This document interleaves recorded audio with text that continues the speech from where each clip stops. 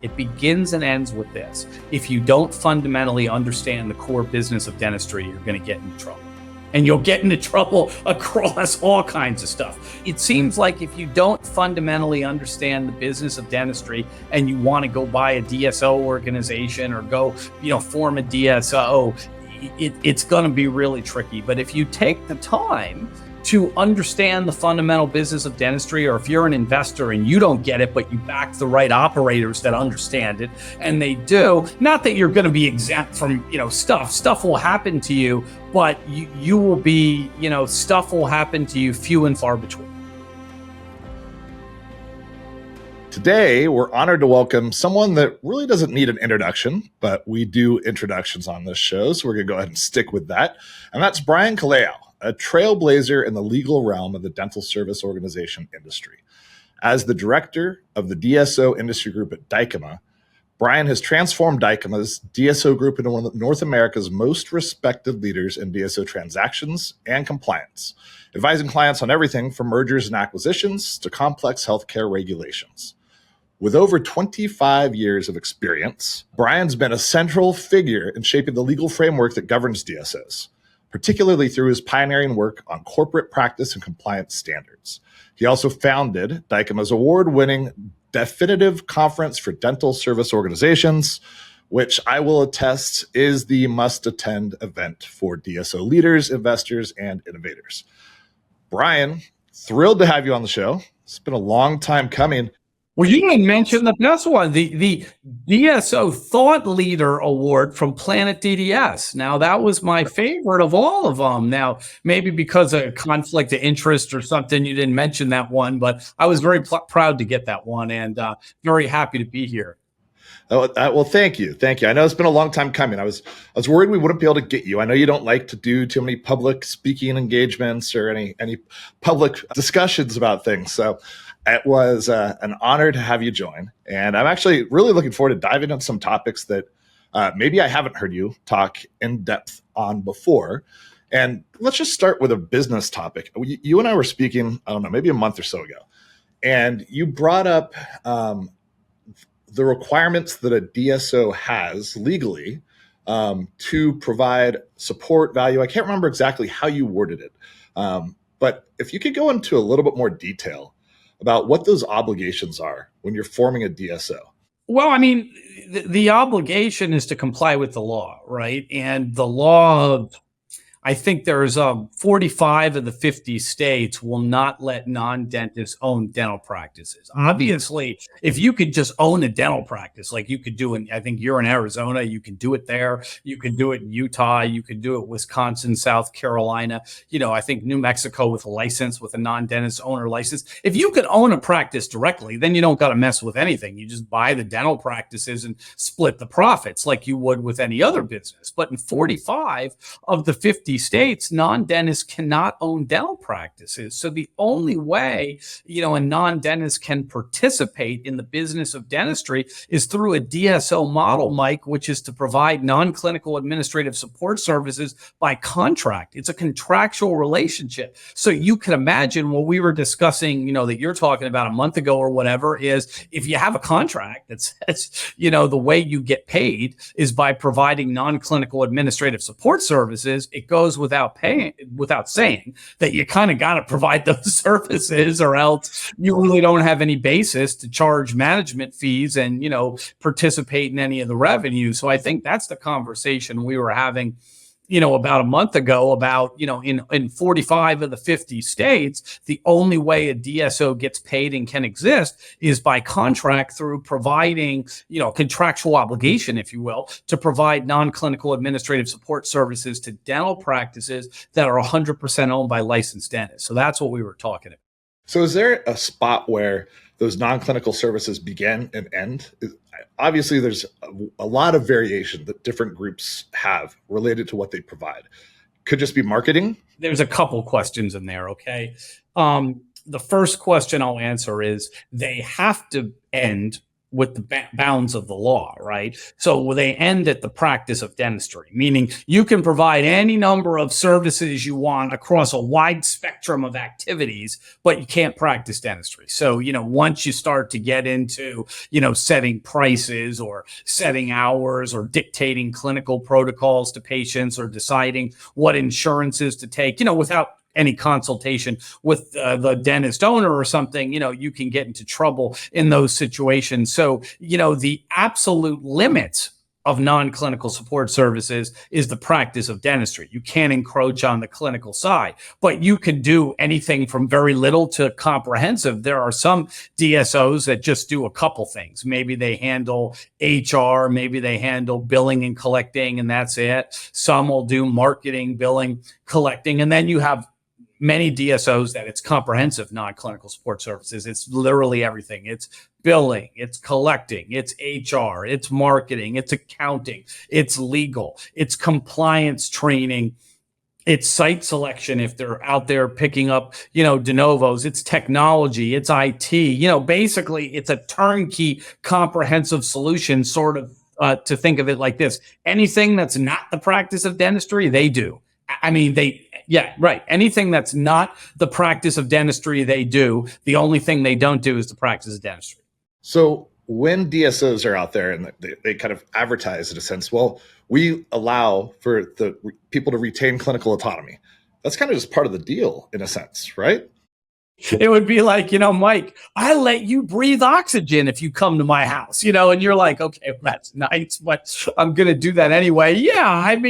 I think the reason they say that, though, yes, that's the law and they have to do that. But the reason they say that is if you go back to the very inception of the DSO industry, and I was there weren't a ton of us there, but there's a handful of us in the DSO industry that were there at the very beginning. There were a few, I always say we're in DSO 3.0 now. DSO 1.0, some of them didn't follow the rules the way they were supposed to. And there were allegations and lawsuits and things involving, the DSO encroaching on, clinical care and doing things like that. So I think because some dentists have it in their mind, particularly older dentists, not the younger ones sort of, understand what DSOs are, but some of the older dentists remember back to 25, 30 years ago and they say, hey, I don't want to affiliate with an organization that's going to do bad things or violate the law. So I think what they're saying when they make a point of saying that is, hey, that was 25, 30 years ago. The modern DSO gives complete clinical autonomy. And yeah, virtually every DSO, of which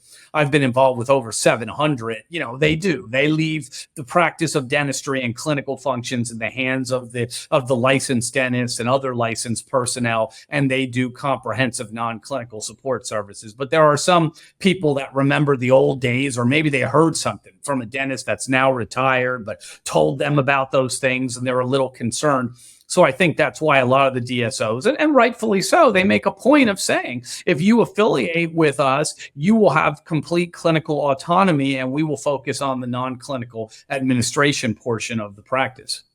So, but even within that, they can still support clinical decisions with AI tools or technology or implementation of other software solutions, right? Like that, does that infringe on that autonomy at all?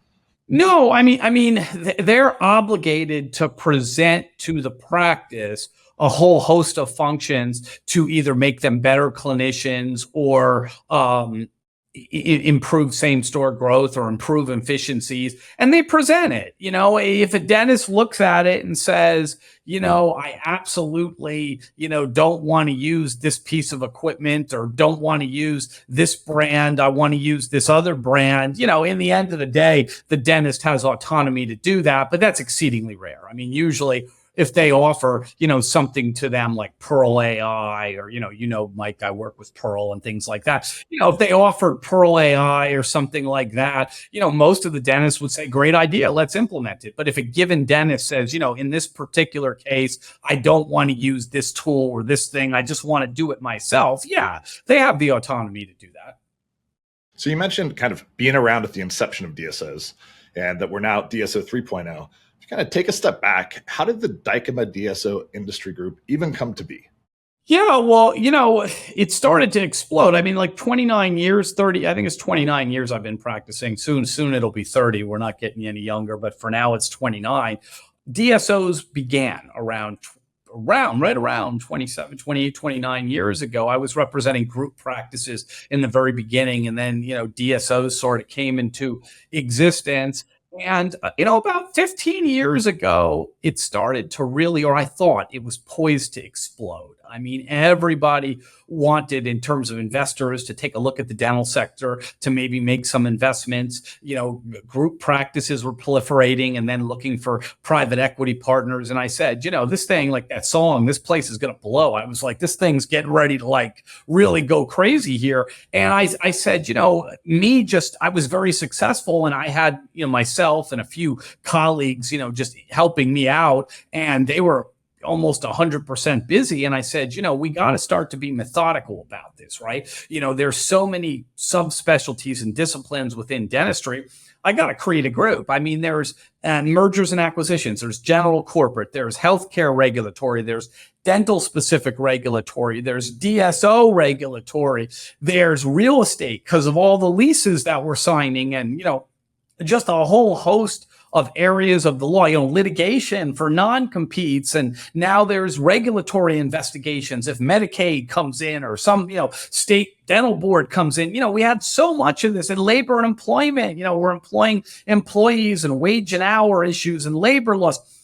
All this stuff was happening. And I said, I got to get a group. I got to put this together. I got to get labor and specialists. I got to get real estate specialists. The firm I was at here, Dykema, had all these disciplines, but they weren't focused on DSOs or anything. And I said, I got to get a group here so that if a client calls up, a DSO, they have a real estate issue, I have it. They have a healthcare regulatory issue. They have a HIPAA issue, an OSHA issue. They get a dental board complaint. They want to do corporate documents. They want to buy another office. They want to sell an office. We're set up to do all that. And about 15 years ago, I started to put that together. I put it together with 5 original, well, counting me, we had 5 senior partners together. And now I think we're up to like 72 professionals that work in our group across all these disciplines. So you just mentioned a lot of the reasons why the group is the size that it is, all the different disciplines that you have in the dental space. When you talk about the regulatory challenges or non-competes, what are some of the biggest risks today for a DSO, liabilities that are kind of out there that they need to protect against? Where are you seeing lawsuits come from? Okay, so I'm going to tell you something a little different, but it really sums it all up. We got our time on the show. We could talk about all kinds of stuff, but maybe when you asked me that question, you were thinking I was going to go into some specific things that come up. Honestly, it begins and ends with this. If you don't fundamentally understand the core business of dentistry, you're going to get into trouble.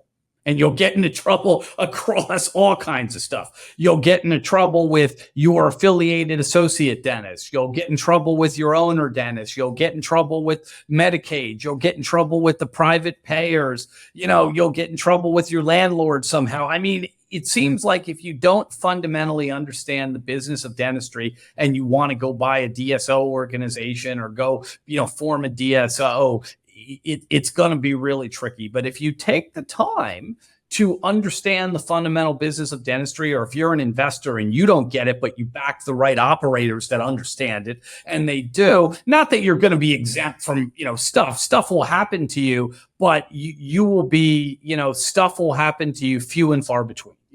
You'll have problems every couple of years. When you get bigger, you're always going to get something, but every couple of years you'll have a problem. But there's organizations that every week they got something. Literally every week they've stepped into a pothole, and they've got multiple lawsuits, multiple regulatory actions, multiple investigations, and usually the hallmark of a situation like that, like a troubled organization that's got lots and lots of problems, isn't bad luck. It's they didn't fundamentally understand the business of dentistry when they got involved, and now they're paying the price for that. Did we see an increase of situations like that over the past 5 years when investment just in the industry became such a large focus for private equity? Yeah, I was at the ADSO's private equity event. I think it was on October 1st, and they had a lot of private equity groups there. And one of the private equity groups said people did stupid stuff with cheap money. That was something that one of the private equity groups said. I don't remember who that was there, but that phrase has stuck with me. People did stupid stuff with cheap money, and right now we're digging our way out of that. Not everybody did. Some people were very smart, and their organizations are still doing well right now. But there were people that did stupid stuff with cheap money, and we are starting to, or not starting. We've been working through the consequences of that for really the last 2 years or so. I mean, this downturn of the interest rates and inflation and everything else really started to hit the latter half of 2022. And that's when the interest rates started rising in like a breathtaking way. It happened so fast. And once that happened, a typical example I give, no one in particular, but just a representative sample is, you might have had an organization that had $100,000, Mike, of free cash every month. That was their EBITDA was $100,000, per month of sort of free cash. And then the interest rates doubled or tripled in some cases. And all of a sudden you went from, at the end of every month having $100,000 of free cash to having to lay off 5 or 10 people to break even. I mean, that's how breathtaking it occurred. In the beginning of 2022, you had $100,000 of free cash every month. You're throwing company parties. Everybody's happy. And by the middle to late 2022, you're like, who are we going to lay off? We got to make budget cuts. We've got to make drastic things just to kind of break even. That's what happens when interest rates triple. Absolutely. And I think, we've seen longer hold times for lots of private equity investments. I think there's probably some groups out there that are relatively anxious to get a return on their investment, ideally, or figure out what they're going to do. Just to emphasize that, we've seen that imposed on them. It wasn't the way you said it, it wasn't like the PE groups decided, hey, we're going to hold these things longer. That was rammed down the throat by these very challenging market conditions. I think their mandate is still 3 to 5 years. We'd like to, unload these things to somebody else, but that's just not been the reality, unfortunately. Do you think we're getting towards the other side of that now? Do you see light at the end of the tunnel? We can see the light at the end of the tunnel.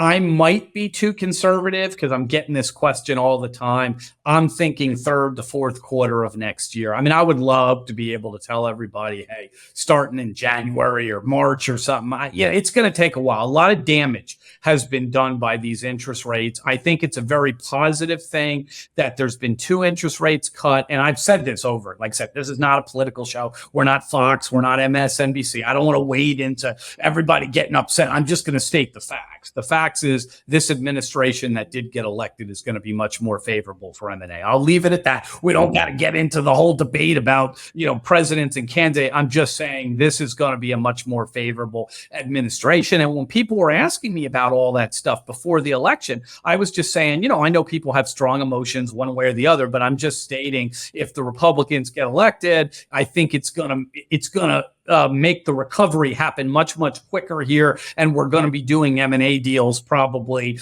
third quarter of next year. We'll be laying the groundwork first and second quarter, and then it'll all sort of ramp up by third quarter, maybe a little earlier, but something like that. And if, when I was talking about it before, I was like, but if, the Republicans don't get elected, this could go on for a longer period of time. So I think if you're a fan of M&A, you may not be a fan of our, president-elect or anything like that. But if you're a fan of M&A and getting the deals started back up and doing all this election was a very positive, result from that standpoint, Mike. I know some people, on a variety of different levels are upset about things, but from a purely M&A market thing, I think the result of this election was very favorable. Yeah, it would be hard to argue with that. You look at what was taking place or not taking place really over the past 4 years and how difficult it became for in many industries for there to be acquisitions and mergers with companies. And there's a high level of scrutiny on all of them some of them seemed kind of silly at the level of scrutiny that we're on there. So I think it will be interesting to watch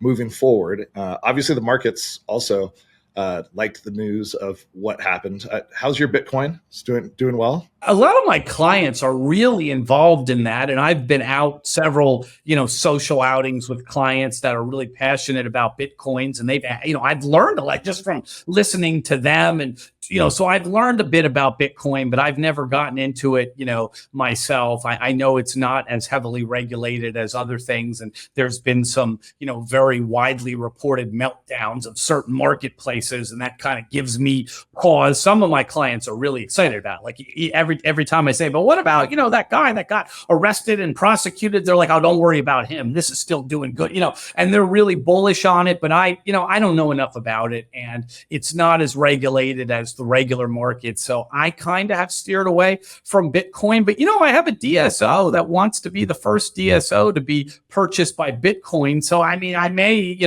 no matter what happens, get involved in this here, pretty soon. But admittedly, I'm not. You can talk to me about DSOs all day long, but Bitcoin, we're going to have a short conversation. I don't know enough about it. Well, that's something that you and Eric can talk about next time you guys hang out, is that he also is no Bitcoin. He's like, I don't know about this thing. So we've got division in our leadership team. We've got half of us excited about it. Warren Buffett had a very famous quote, and you can't argue with him too much. He's been, successful on an unprecedented level of investment. He said, if I don't understand it, I don't invest in it. And that's sort of been my rule. If I don't understand something, I won't invest in it. And I have a couple rules. One, I have to understand it first. And then second, I have to believe in it, because sometimes you understand something. You're like, hey, I see what you're doing, but that's a real dumb idea. I'm not interested in doing it. So you gotta one, understand it, and you have to believe in it. And if there's something that I understand and something I believe in, yeah, I'm going to invest in it. But Bitcoin, I just don't understand it. I'm not, if you guys, people listening, like Bitcoin, absolutely. It's just me personally. I don't understand enough about it to get into it. Totally get it. And I remember hearing that quote, and I was like, makes a lot of sense. He was never very bullish on any of the crypto stuff, and a very smart guy. So it's definitely cause for pausing a little bit. So we talked about the groups that didn't have a true understanding of the dental industry, that they could shoot themselves in the foot and run into all these different challenges legally. Then you also have the interest rates that take place. And there's some of these groups out there that kind of fall into the bucket where they were the former, and then now they're having to deal with the latter. Is there still more kind of fallout, do you think, to come over the next, I don't know, year or so, couple years, where we'll see like fire sales maybe with particular groups that just can't retain their value? Like, how does that work itself out of the market? I think the worst is behind us. But there are some right now. I mean, obviously we don't mention them on shows like this, but there are some right now that I know for a fact are still struggling. And, they've got the COVID hangover, plus, the dramatic turn in the interest rates did such damage to their business that even with them going down, I'm unsure if they're going to make it. But I think the worst is behind us. For a while there, starting around end of 22, first couple quarters of 23, we were seeing, really the whole year. I'm sorry, we're in the whole year of 23 and first quarter or so of this year. It was like every week or two, one of those things was coming up. Now they're few and far between. There's a couple that are, sort of right on the cusp. Like they might have it turned around or they might not. So, it wouldn't shock me if you see one or two more, before this is over with. But the worst is behind us. This is not like, every week or every couple weeks, there's some giant calamity or something. I think most of that has, been worked out of the system over the last, I'd say all of 23 and first couple quarters of 24. So over the past 5 years since I've joined Dental, I've seen a few larger acquisitions, like Heartland acquired American Dental Partners. There was like 240-ish offices, something at the time. Sinrava with Mid-Atlantic and Western put that together. We saw Smile Brands acquire Midwest, which was a 200-something location group at the time, which significantly added to their total location count. Do you think we'll see more of that? Or do you think people are moving back into smaller acquisitions? What sort of trends do you believe are taking place along those lines? Well, no, you're going to see everything. Okay. It's just a question of when it gets fired up. Right now, it's not conducive to the large deals. Like you mentioned two or three of those. You wouldn't do those deals today. Like I'm saying, if they were available, if they hadn't been done, but they're available, the interest rates are too high and the market doesn't support the valuation. So you wouldn't see those today. You will see them again, but it's going to require the interest rates to go down. And like I'm saying, third quarter next year or something like that is what you're going to see, for some deals like that. But, there's typically sort of three things that go on. You've got solo and onesies and twosies that, a lot of the DSOs are, and those have continued. We're doing onesies and twosies this year. I mean, they're not too super sexy. It's like if you're playing baseball, you're bunting on first base. Nobody's hitting any home runs, but, you're moving your way around gradually. You're winning a ball game 1-0 or 2-1. People want to win the game 15-2 or something. You're not doing that. But they've continued. And the onesies and twosies have not stopped even in these challenging conditions. Then you've got groups, like you got 8 offices, you got 10, you got 15, and then they're being acquired by certain platforms, or they're being acquired to start a platform. Either a PE group says, hey, I'm acquiring these 20 offices as my platform deal, and then I'll add to it later, or those 10 or 15 offices are getting acquired by a big DSO and getting added there. And then the third thing that you got is big DSOs buying other big DSOs. You missed Aspen buying ClearChoice. I know you were around for that one as well when Aspen Dental bought ClearChoice dental implants. They did that sort of near the end of 2020, I believe. But around the same time as the Smile Brands Midwest Dental transaction closed. But those have been few and far between, those larger deals, just because the conditions have been, very tricky. And the other thing that's been few and far between is recapitalizations. The giant organizations, their PE sponsor selling to another PE sponsor. We would always have 4 or 5 of those a year. If we went back to 016, 017, 18, 19, end of 020, part of 21, you'd always have at least 4 or 5, maybe 10 in some years, big deals of, very large organizations changing hands. There's been pretty much none of that since middle to late 2022, just because the market conditions don't support, a $1 billion transaction or something, or some of them, by the time we get on the other end of this are going to be multiple billions of dollars, but it just doesn't support it right now. So I'd be curious your opinion on this. So if you look at Heartland, the largest DSO in the country, by all accounts, really, really well-run organization, lots of great processes in place and really great practices. Do you foresee, or would you think there will be somebody larger than Heartland in the future? Well, yeah, I mean, it depends. There's a global thing. If you ask Heartland, Pat Bauer is a good friend of mine, and I spend a lot of time, sometimes talking about Heartland with him and looking at Heartland. If you ask Heartland wants to be number one, and they're going to do everything they can to be number one. But, is there a scenario where, DSOs number 2, 3, and 4 all merge together and they surpass DSO number 1, or somebody from the Middle East or Europe, or somebody comes in here and consolidates several of them? Yeah, I mean, it's theoretically possible. Will it happen? It's anybody's guess, and it will take a good degree of execution, sort of to make that happen. But, is it theoretically possible? I suppose it is. But if you talk to, my good friends at Heartland, they're going to tell you they're not going to let it happen. They're going to maintain, their position as number one. You mentioned investment or consolidation from Europe or from the Middle East. Are we seeing more investment interest from other regions of the world in the U.S. market? Yeah, there's a lot of that going on. I mean, most of it's confidential. You can't talk about who, but, certainly can talk about, there's a lot of interest from the Middle East and from Europe and Japan and Australia. I mean, there just is. There's a lot of interest.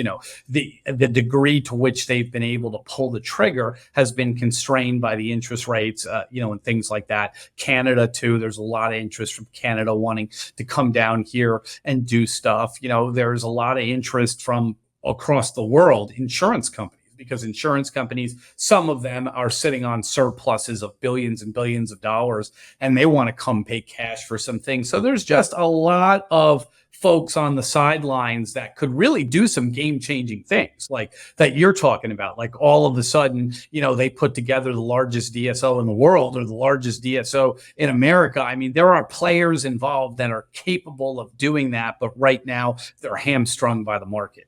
And are there any regulatory concerns or challenges with investment into the U.S. dental market from outside, from other countries? Well, I mean, none. I mean, yes, but nothing that should really stop it. But there's more approvals, right? I mean, like I'll use a easy example. If you're a terrorist organization, you're not going to get approved and you can't buy it. Okay, I don't care. If you're a well-known terrorist organization, you got a lot of money and you're like, we want to diversify instead of blowing things up. We want to buy a DSO, but you're foreign, you're probably not going to pass the requisite checks and you're not going to get regulatory approval. But if you're not literally something like that, or like, unfortunately right now, like, you're not Russia or North Korea or somebody that's subject to sanctions. If you're Iran or Russia or North Korea or somebody that's subject to some type of sanctions, or you're a terrorist organization, that's going to be a problem. But as long as you're just, a European or a Japanese or an Australian, Canadian company in good standing, I mean, there's more approvals and the transaction probably will take a little longer to close. But there'll be no obstacle. You absolutely can do that. In the founding of DSOs, there's a lot of different equity structures that people put in place. There have been. I don't like it. There's that old saying, if you've seen one DSO, you've seen one DSO. And there's a lot of truth to that. I don't like it. I think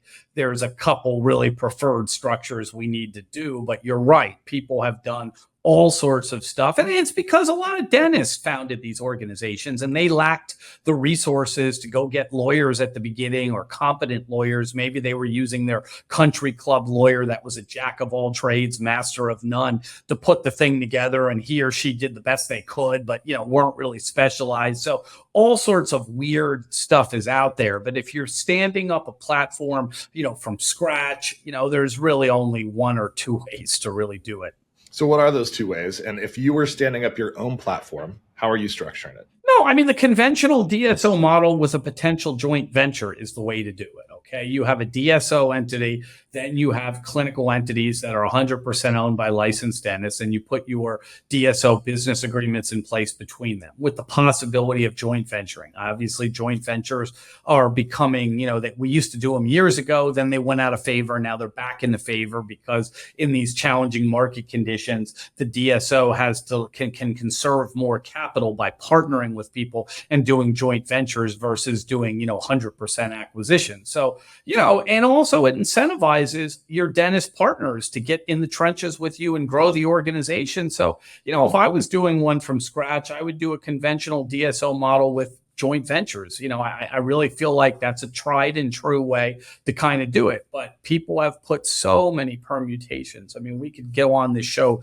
for an hour just talking about permutations and way to do it, but I don't even want to, because it's not productive. When somebody comes up, it's like if you got a house, Mike, right? You can paint your bedroom purple if you want. If you're a fan of Barney and you want to paint your bedroom purple and do, maybe the paint is only a half example because it's relatively easy to repaint, but whatever it is, you want to knock down, you got a 4-bedroom house and you want to knock down 2 bedrooms to put a pickleball court in the middle of your house. That might work for you, but when the time comes to sell it, you're going to have a hard time selling it because they're going to be like, we ain't never seen a pickleball, court in the middle of bedrooms 2 and 3. We kind of wanted bedrooms 2 and 3 for our kids. We don't want the pickleball, ball court there. And if we got to buy this, we're going to have to put it, wall back up, clean up the court, redo we don't want that. We'll just go up the street to a house that, children are in the bedroom. We'll go to that house. We don't need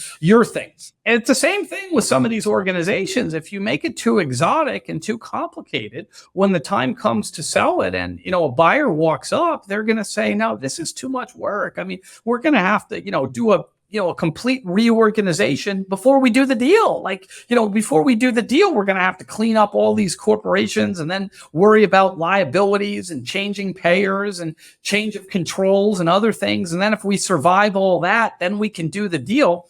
If you make it difficult like that, you might not have any buyers. People might not be interested in it. And that's something you got to consider.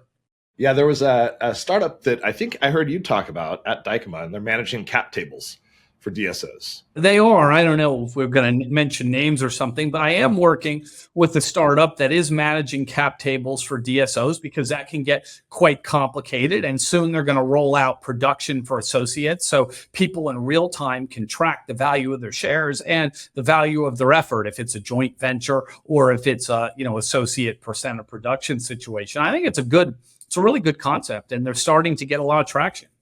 No, I think it's great because I think. Am I allowed to mention them or not? Yeah, please. No, go for it. Yeah. The company's called Pulse Equity, and I think they're absolutely terrific. Matt and Nick are in charge of it, and I like it. I mean, I like the concept. I was talking to you about it. I mentioned them from stage at Dykema because I like what they're doing, and a lot of CFOs and folks have difficulty keeping up with the cap table and real-time analysis, and they're doing a great job at Pulse Equity. So with your permission, I'm happy to mention them. I like it.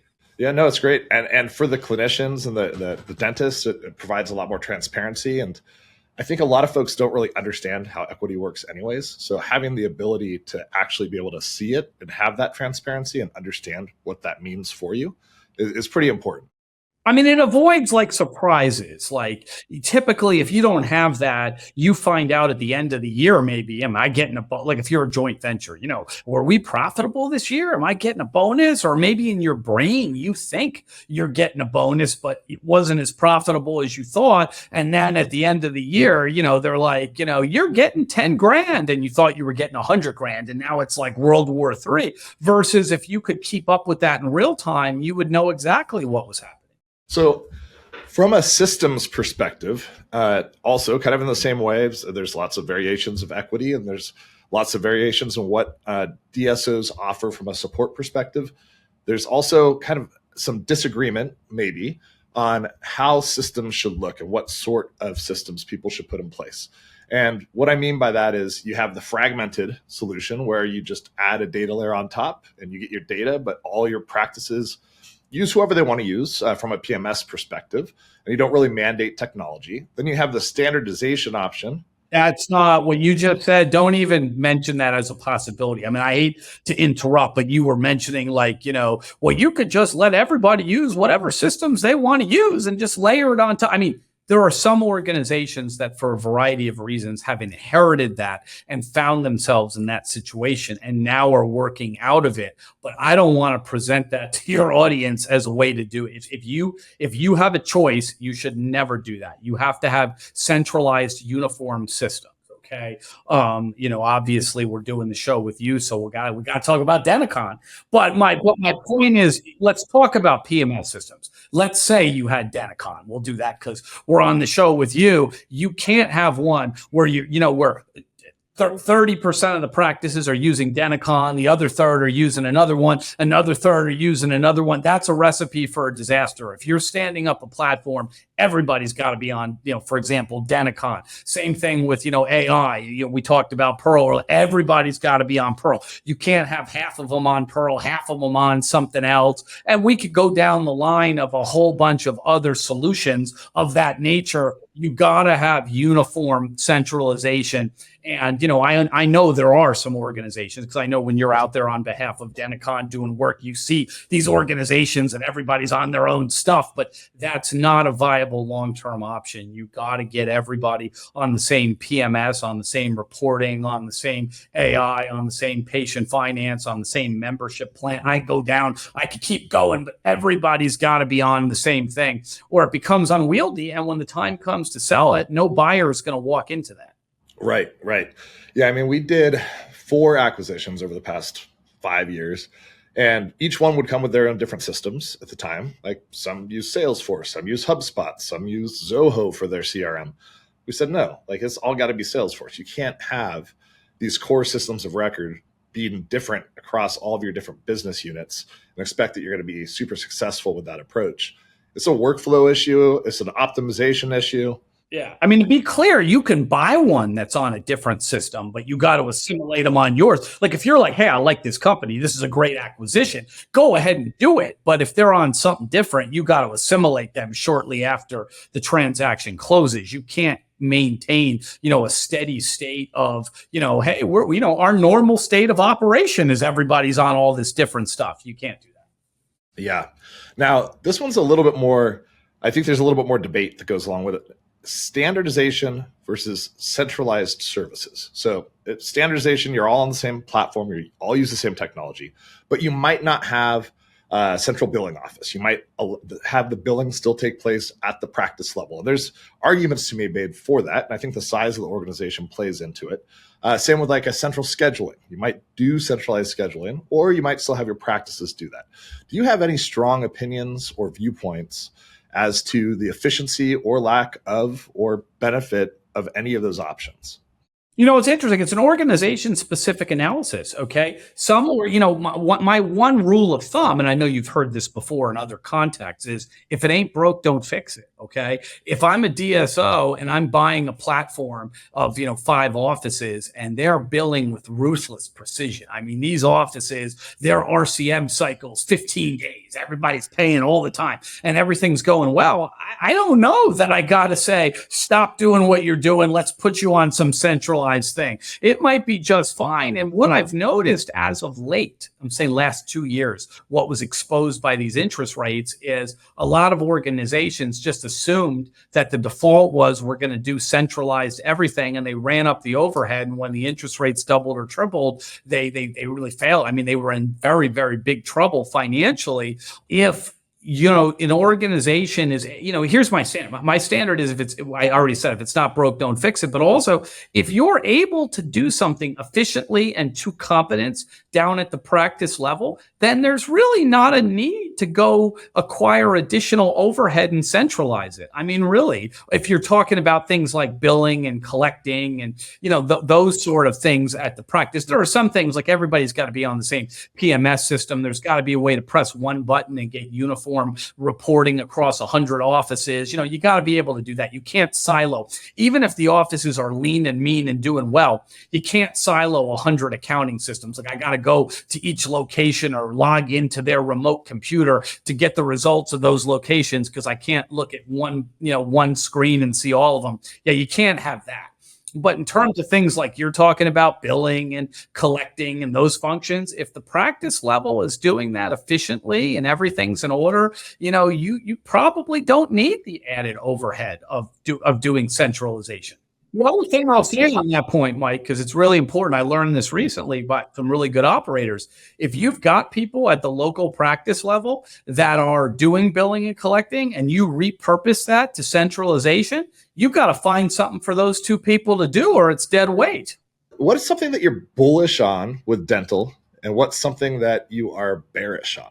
So I'm bullish on artificial intelligence. Okay. I've said this over and over again. It's the single biggest advancement in the history of dentistry. Diagnostic AI is terrific. We talked a little bit about Pearl on this, on this show so far. Absolutely love diagnostic AI. I also like AI for revenue cycle management. I like AI for patient retention, listening to phone calls. I think it's absolutely, terrific, and it's revolutionizing, the way we're doing dentistry. And it's also offsetting or counteracting the effects of staff shortages, because if the AI can do things, maybe we can get by with staff shortages of both clinical and non-clinical employees. So I'm very, very bullish, right now on AI. Something that I'm not a fan of. Let me say it this way, rather than single something out.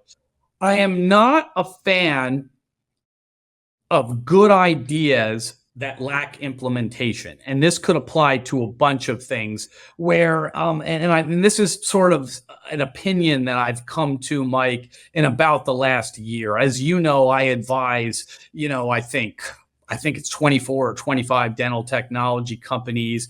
And something that we learned the hard way over the last 2 years in doing a deep dive is if you've got a really good idea that's a value added idea that you can present to a DSO or a group practice or something. The solos is different, but say a group practice or a DSO, and everybody thinks it's a good idea and everybody thinks it's a value add. Well, if we're playing football, you just got a first down from the 20 to maybe the 30 or 35 yard line, but you're nowhere near the end zone. I mean, good job. Like, you came up with a good idea and, it's a value add, but, you're sitting there at midfield or on the 40-yard line. You're nowhere near the end zone. You got to have an implementation plan. And it seems like just about every week I get a lot of phone calls because I like to learn, because of my event, my conference, I like to present things. I want to know everything that's out there. So I eagerly jump on these phone calls, to learn about all these things.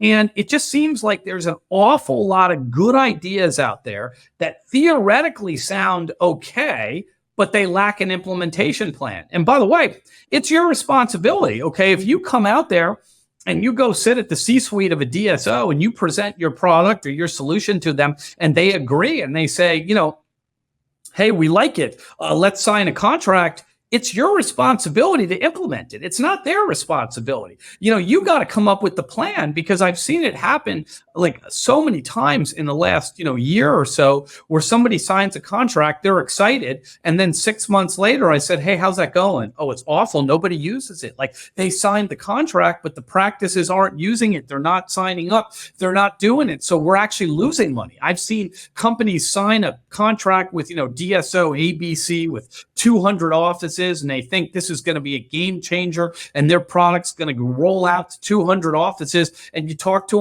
them, 6 months later, and they're losing money on the deal because people are not using their stuff because they failed to come up with an adequate implementation plan. So I would just say generally, because there's not any specific thing that I hate, but what I would generally say is I'm not a fan of even great ideas. I mean, obviously I'm not a fan of bad ideas, but even good, really, really good ideas that lack an implementation plan, I'm not a fan of it. If you're going to present something to this marketplace, your work is not done when you've come up with a good value-added idea. You got to come up with an implementation plan, how you're going to roll it out to all these offices. And if you don't have that, then you're going to struggle. When we're selling our product, the biggest reason that somebody does not make a decision is because they do nothing, because there's the fear of the implementation. And it's what we sell is practice management. Is very, very complex to rip and replace, but it goes beyond that. I think it's like there's the implementation portion, and then there's also does this all work together? Can you connect with the APIs? Can you get access? Yeah, I mean, that's another thing. I mean, I don't know. We don't got a lot of time left, but don't get me started on integrating. I mean, the biggest obstacles, if you said, hey, we extended this for another hour, we're coming back, we could have a whole thing on integration, because the biggest obstacles to new technology right now in the marketplace are a little bit of user resistance. I mean, a little bit. There might be some old-time people that don't want to do it, but you can overcome that. But the biggest thing to me is either lack of an implementation plan, which we talked about, or integration. The third one is if it doesn't integrate. And I've said this many times in many different contexts. Could you imagine in television if you had to buy one TV for Netflix, one TV for Hulu, one TV for Disney, because they said, nope, we're not integrated. You got to get a separate TV for that. There'd be like a riot in the streets. Like I always make the joke, that would be the true threat to democracy. There'd be like a riot. Everybody'd be going crazy if that happened. And the TV folks understood this. So you buy almost any smart TV anywhere, it's got, open architecture with just about any possible app you would want to put in there. One of my nephews plays lacrosse, and we wanted to get the lacrosse app to watch college lacrosse. And I have my regular Samsung TV, and I was like, oh, no way, this is going to. Sure enough, I arrowed down like, oh, we got the lacrosse app. Next thing I know, we're watching lacrosse on that TV. I mean, they've got that down to a science. Dentistry does not, unfortunately. They're making a lot of improvements. I know Planet DDS has a lot of integrations they're working on and does a terrific job, but nobody's got it to my satisfaction. Obviously, we all know I'm a big fan of Planet DDS, but nobody has done this to my satisfaction. We got to get a lot more open architecture in the industry.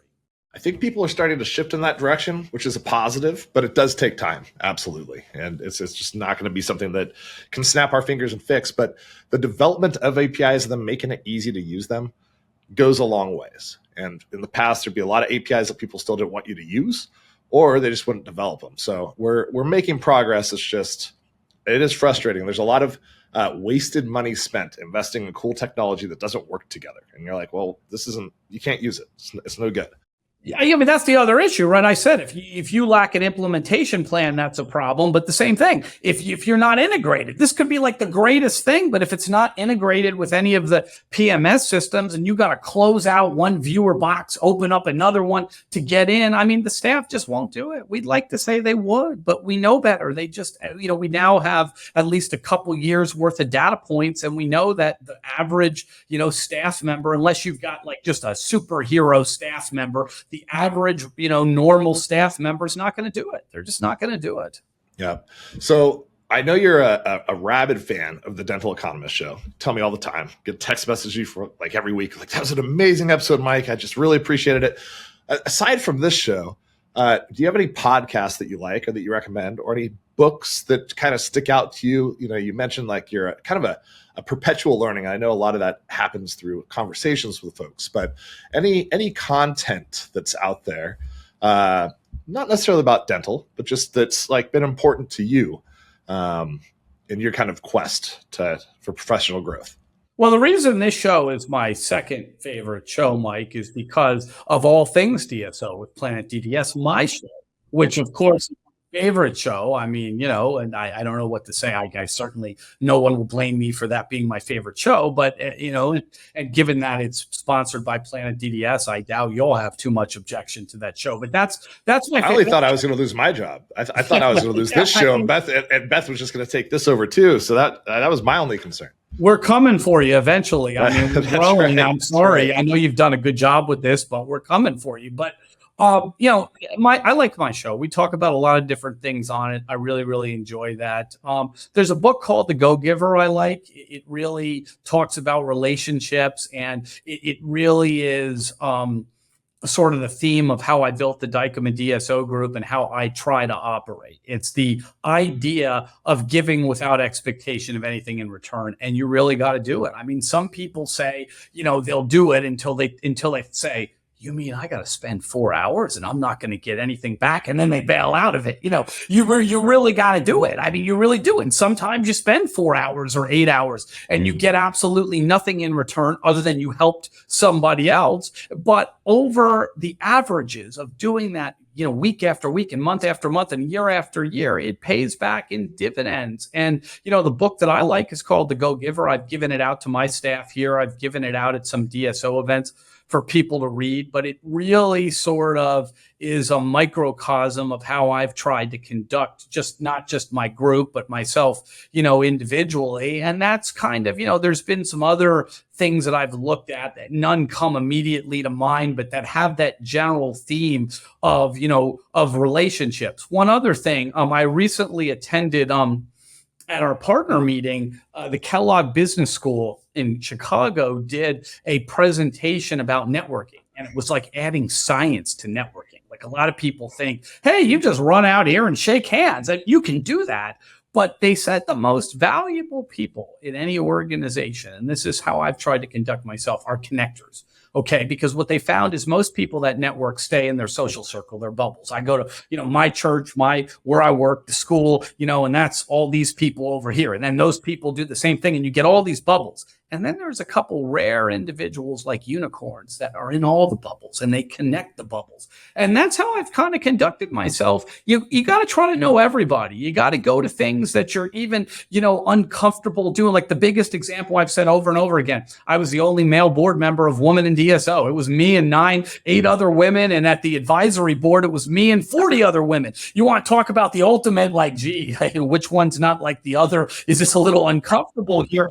But now, if you got to do that, but that made it so easy for me to be a part of, like, for example, people in color in DSO, because I did woman in DSO. I was like, I don't care if I don't look like, everybody in people in color DSO. I want to be involved in that organization, and I want to, get to know those folks. So you can do things, you can be a connector. You can be like, if somebody says, hey, I want to meet somebody in woman in DSO, I may look like as the only guy, the odd guy, but I'm like, oh yeah, I know everybody over there. I can get you, over there. And likewise, Dykema has supported people in color and DSO. If somebody says, hey, do you know? Yeah, I may not look like that one too, but I'm like, yeah, I can get you over there too. Same thing with the office managers, the hygienists. I mean, any facet of this industry, I can connect somebody, to that. So that's been a very, very valuable lesson when I tell people everybody wants to go out and build your network, whether you're sales or legal like me or something else. You want to be a connector. You want to be able to introduce people from certain bubbles to other bubbles. And the only way you really can do that is, sometimes you got to go outside your comfort level and visit certain, meetings, certain groups, certain situations where you're like, I know, just like in woman in DSO, I know going in, I'm going to be the only guy. I'm going to stick out like a sore thumb here, but I'm going to go in there with an open mind and I'm going to do it. And that's how you become a connector. And that's the most valuable thing for anybody listening to this that's trying to build a network. It's great advice. There's the old saying that your network is your net worth. And I think that there is a lot of truth to that.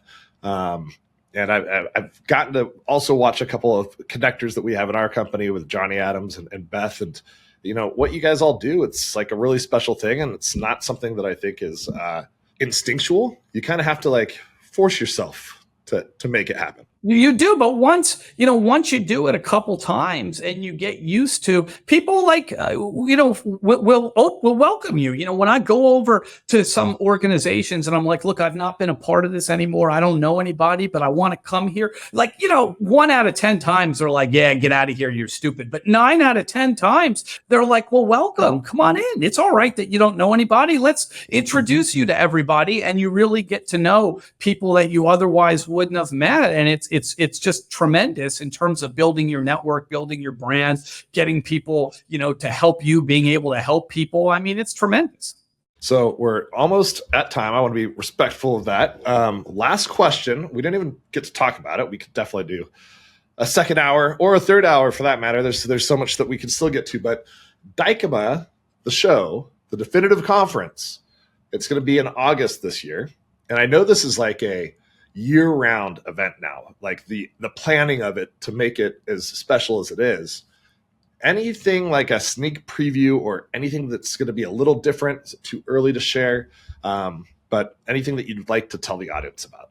Yeah, I mean, it's August 6th through the 8th this year. I guess I will. I'm going to get in trouble for this, but I'm going to do it anyway. We just signed John McEnroe. And we're really, really excited to do that. I know there's going to be a formal announcement, and they're probably going to get mad at me, on this. But I'm excited about that. John McEnroe's wanted to do our event the last couple of years, but due to Wimbledon being in July, we could never make it happen. But because this year, due to our own scheduling at the Gaylord, it had to be August 6th through the 8th because other dates weren't available. It's pushed back a little later, and John McEnroe was available. I've been a big fan of his. Been watching him since I was 7 or 8 years old or something. And, he's got a great perspective on things, and he's done things his way, right or wrong. And I think a lot of people, or myself included, I think I'm going to be interviewing him at some point, are really excited to kind of, hear his perspective on the good and the bad. And if you've ever seen him or read his book, he's pretty open about it. I mean, he tells you the things that he did that maybe were unconventional that worked. And then he'll tell you the things that he did that, maybe he would do differently. So I'm looking forward to, having him at our event. That's very cool. Awesome. Well, Brian, thank you so much for joining today. Really appreciated the conversation. We'll have to do it again sometime. Absolutely, Mike. This was terrific. Thanks for having me. The Dental Economist Show is brought to you by Planet DDS, home of Dental OS. To find out more about how cloud-based dental software by Planet DDS helps unleash dentists and their staff to focus on patient care, visit www.planetdds.com. Stay tuned for upcoming episodes by following wherever you listen to podcasts. And thank you for listening.